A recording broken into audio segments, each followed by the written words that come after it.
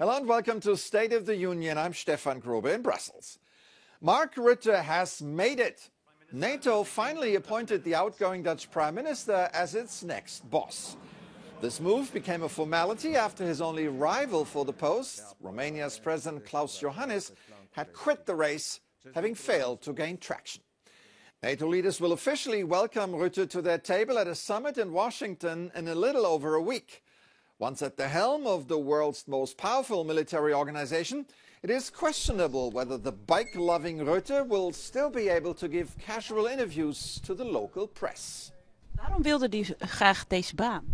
Nou ja, ik had er aanvankelijk niet zo naar gezocht, maar ja, weet je, met alles wat er nu in Oekraïne gebeurt en de instabiliteit in de wereld.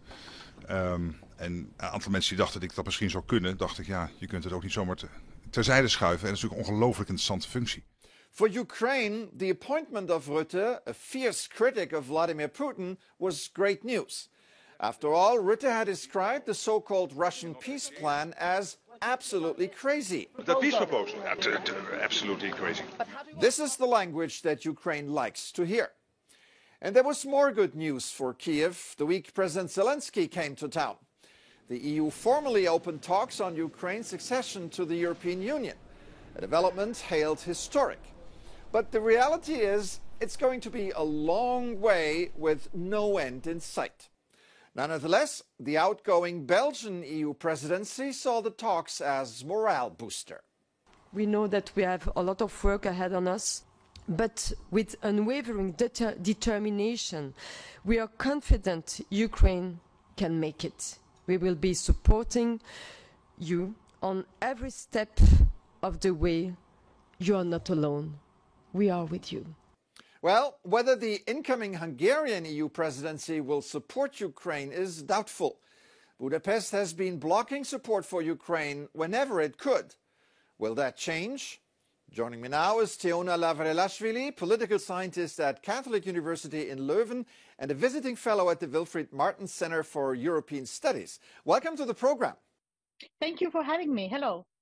So the EU started the accession talks with Ukraine and Moldova just days before Hungary takes over the rotating Council presidency. Is this a coincidence? Well, I would argue that this is not a coincidence because we know that Hungary's priority is mainly on the Western Balkans, especially on Serbia.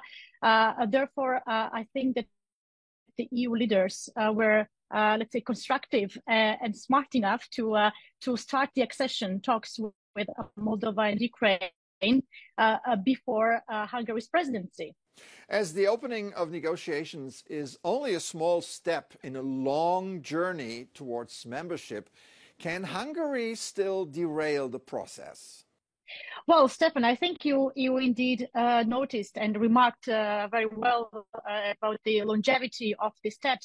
And when it comes to Hungary's role, well, we need to see the overall situation. Of course, also we will need to observe who will take up the portfolio of enlargement. But I would say that, yes, Hungary still will have certain tools to influence enlargement process in the upcoming months to come. Next to Hungary, there is another obstacle to enlargement, and that is a certain Ukraine fatigue in some countries. How dangerous is that for Kiev? This is to a certain extent dangerous in the long term, but in the short term, I would say that the enlargement negotiations and opening and closing chapters, let's say bureaucratic and technical process will continue. And I think this is a huge opportunity for Ukraine, but also for Moldova, because this will give and grant these countries immense window of opportunity to for the rapprochement with the European Union. Of course, we know that expertise is missing. I think we should be clear in this respect, especially when it comes to environment, agriculture, and I think that Brussels will need to also help a lot these countries. Yeah, we all agree it's going to be a long process. When can we realistically expect to have Ukraine as an EU member state?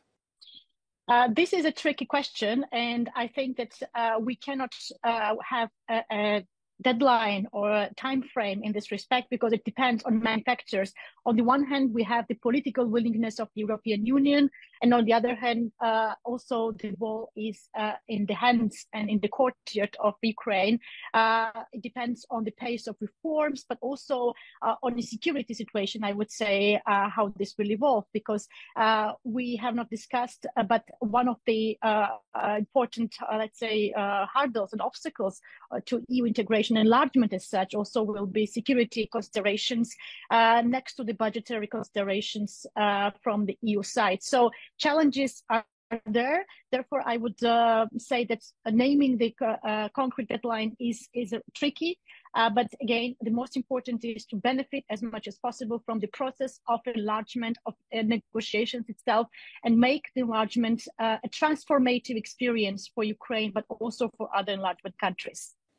All right, political scientist Teona Lavrilashvili, thanks for coming on the show today. Thank you for having me. Before we go, let's talk about the extreme weather that we're seeing in these early summer days. While the southern half of Europe kept struggling with a sweltering heat wave, heavy rains and cool temperatures were the weather default mode in much of the north. In southeastern Switzerland, massive thunderstorms and rainfall caused severe flooding and triggered a landslide that killed several people.